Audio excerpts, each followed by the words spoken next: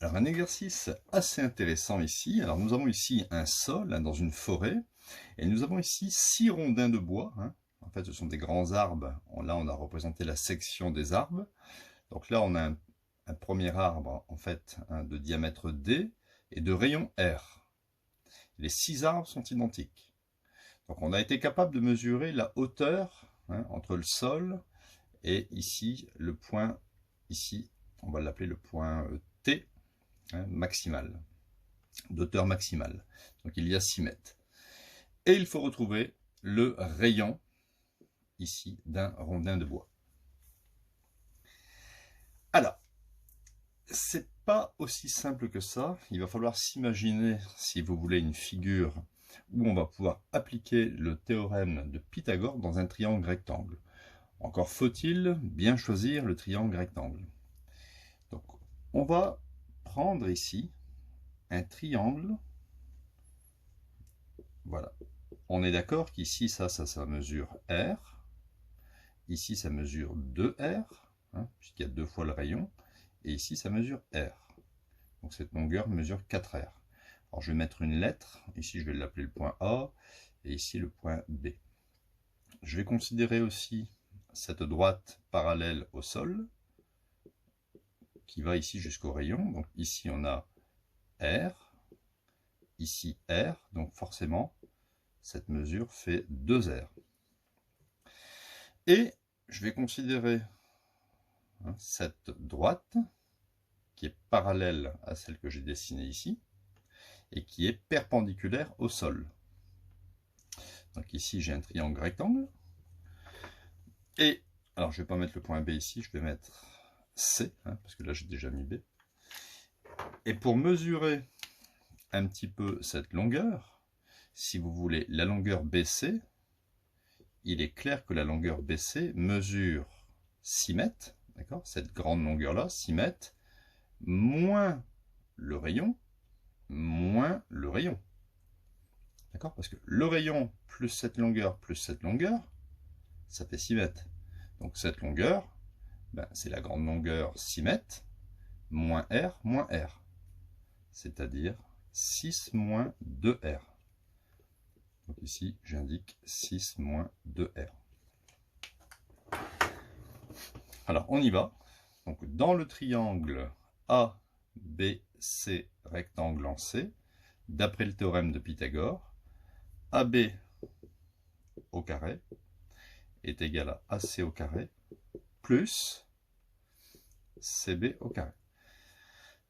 AB mesure 4 fois le rayon, 4 fois le rayon au carré.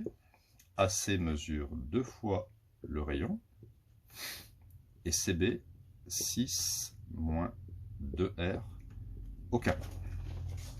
Alors, on va devoir développer. 4R fois 4R, donc ça fait 16R carré. 2R fois 2R, 4R carré.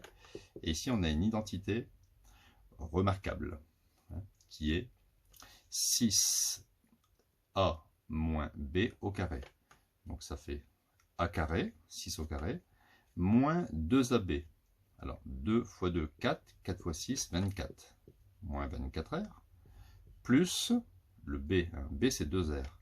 Donc plus 2R au carré, ce qui fait 4R carré. A moins B au carré, A carré, moins 2 fois A fois B, 2 fois 6 ça fait 12, fois 2, 24, plus 2R, le tout au carré, ça fait 4R carré. J'obtiens donc ici 16R carré moins 4R carré, ça me donne 12R carré, est égal à 36 moins 24R plus 4R carré. Alors, je vais tout transposer ici. Voilà, je vais mettre l'ensemble de l'équation pour avoir égal à 0.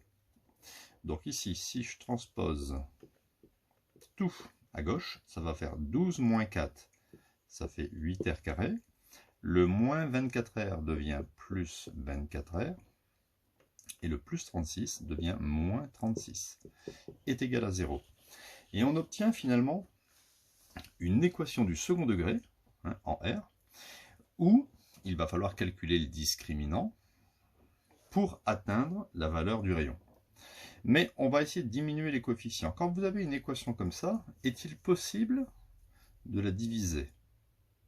8, 24 et 36, ce sont des multiples de 4. Donc je vais diviser par 4. 8 par 4, ça fait 2. 24 divisé par 4, eh bien ça fait 6, 6R. Et 36 divisé par 4, 36 divisé par 2, ça fait 18. 18 divisé par 2, ça fait 9. Donc voilà l'équation du second degré. J'ai abaissé un petit peu, si vous voulez, les coefficients. Alors on va calculer le delta. Delta est égal à b carré, donc ça fait 6 au carré, moins 4 fois 2 fois moins 9. Ce qui fait delta est égal à 6 au carré, ça fait 36. 4 fois 2, ça fait 8. 8 fois 9, 72. Donc, plus 72. Delta est donc égal à précisément 108. Donc, au niveau de mes solutions, je vais les mettre ici. Première solution, R1 peut être égal à moins B, moins 6, plus racine de 108 divisé par 2A, c'est-à-dire 2 fois 2, 4. Et deuxième solution, ça serait moins B, moins racine de delta sur 2A. Alors je vais tout de suite annuler la possibilité de conserver ce rayon, tout simplement parce que si on fait le calcul, au numérateur, ça sera négatif. Et c'est pas possible de trouver un rayon du rondin de bois négatif.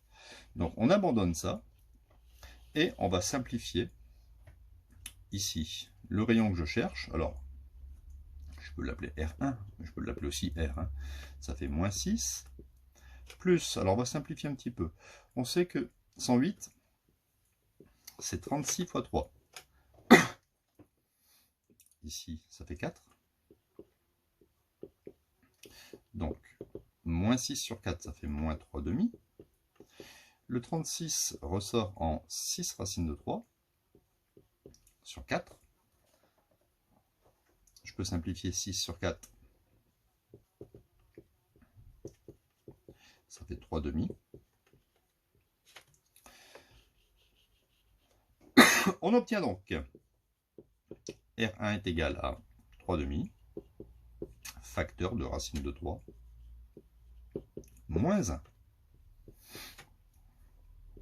D'accord? J'ai mis 3 demi en facteur. Racine de 3 moins 1. Voilà, c'est le résultat final.